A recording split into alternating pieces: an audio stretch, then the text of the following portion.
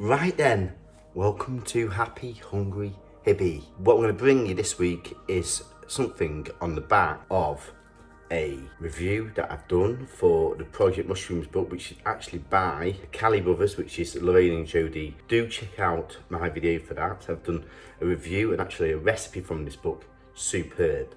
But what I want to do is actually finally grow my own mushrooms, and here we have some pink oyster mushrooms ready to grow my own. So this needs to be done straight away. I've just read the instructions and it needs to be done within the first week. So all I'm going to do is take this out, remove the sleeve, and then I need some sterilised scissors, put some hot water over this. So just going to be carefully done, and then I'm going to cut into the bag as well on the same side. I'm just going to snip that. And then I've got a special hanger here. So what I'm going to do is I'm going to place this back into that. I'm going to hang this behind the door. It's what a nice thing I can do. So let's see how it goes.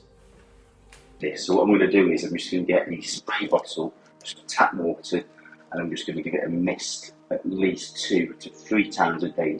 It's quite warm at the moment, so it's well above 25 degrees. It's got lots of sunshine in here, but it's not directly in the sun. 7 days later, we are seeing some growth. Check that out. Some little sprouting pink oysters. You can see up there as well. You can sort of see the humidity and it's sort of just coming through. Absolutely amazing.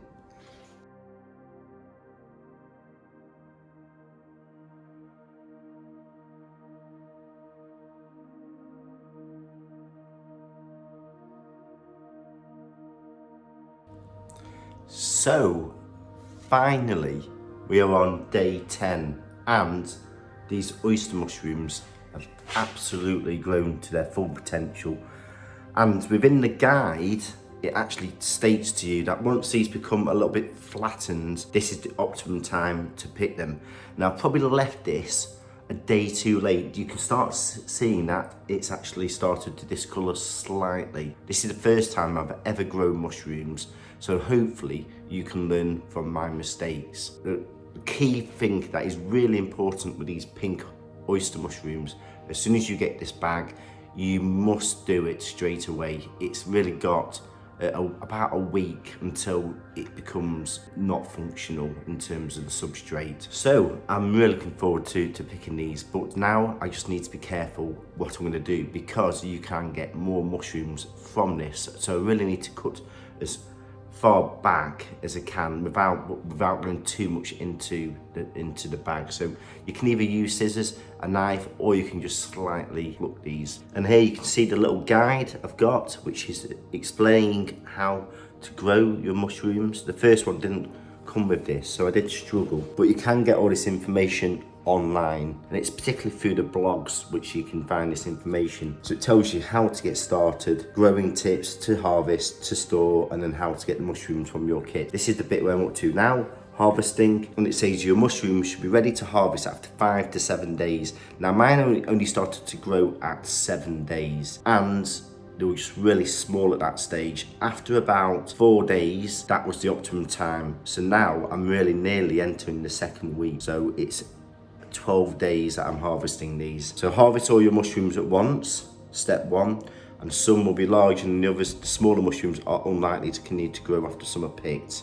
But here, generally all of these are really quite big, so that is quite promising. To remove, either snip at the base with scissors or pinch and twist close to the base of the cluster. And it says, for the perfect pick, think about harvesting your oyster mushrooms when their caps start flattening out. And you can see that here, it's just started to flatten, like the illustration on the front of this leaflet. And that's almost kind of like what you can see. Now I'm going to actually use a grapefruit knife because it's got a nice little curve on this, and I'm going to start going from the bottom. Now ideally, you can actually just remove this from the whole bag, but I don't really want to damage anything because it's almost like grown within this. I can actually remove this because I was really careful how I put this up with the string from this rope. The hanger basket is absolutely lovely, really is nice. Just about get this off. because I want to do this as nicely as possible. And here we are, I've managed to get this off here. So now I'm just going to take this over to my kitchen side and then do this carefully.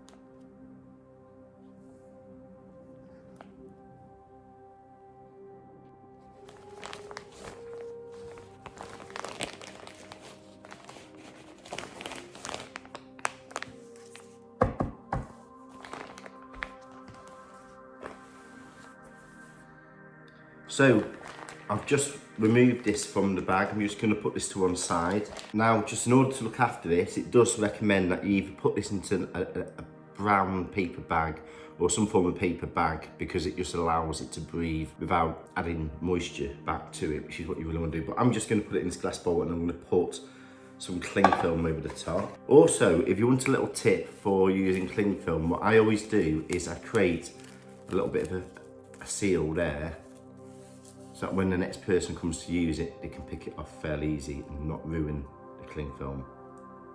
Aha. So just weighing these, just teared that, 0 grams. Then I'm gonna weigh the oyster mushrooms.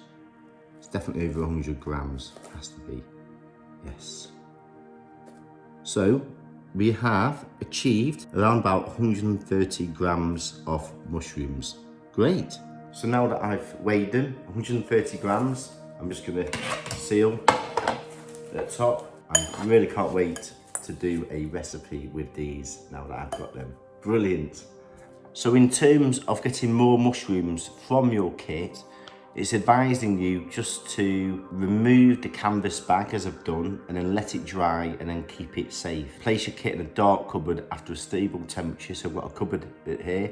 I'm going to put it in there, and then you'll need to tape close the original opening during the rest phase to minimise your risk of contamination. And then you can start again by reopening, then soaking the substrate block for 4 to 6 hours in clean cold water. Then remove any standing water from your kit and repeat the growing process. Each cycle will increase the risk of contamination, so look out for any green spots within the bag. So there's no green spots at the moment. I have suffered that before, and my first growing attempt did fail. So really make sure you wash your hands and do not touch it, and then do not keep it exposed to anything. So let's seal it up.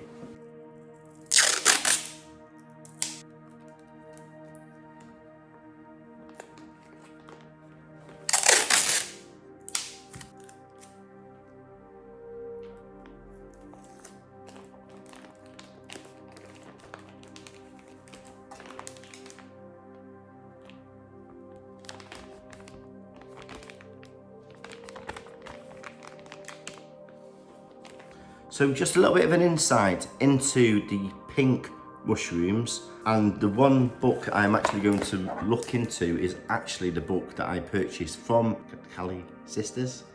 So yes, there's a bit of a direction at the back, which is really useful. And there's 3 different categories here at the back. So you've got mushrooms for growing indoors, and then mushrooms for growing outdoors, and then wild growing mushrooms. But yes, let's look at the pink mushroom.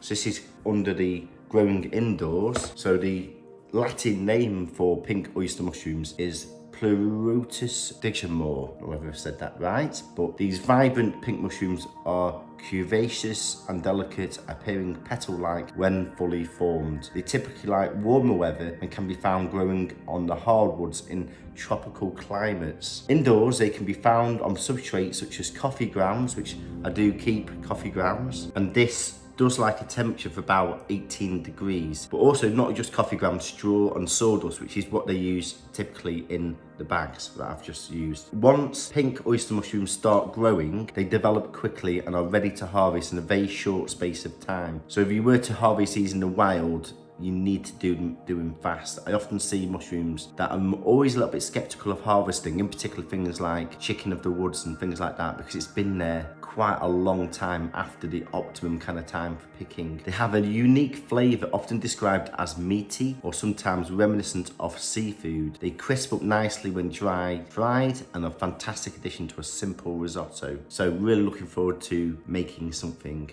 which I'm going to cover on my YouTube. So yes, really do hope you have enjoyed this video. Also, do check out my review of this book, absolutely fantastic. I've also made some pickled mushrooms from a recipe from this book. Please do check out that video there. And also please do subscribe. Lots of love and passion going into my show. Please also put your comments below, kind of like what your favourite mushrooms are, what you've been growing, sort of troubleshooting, anything. It's really interesting to have a discussion. So, enjoy everyone, take care.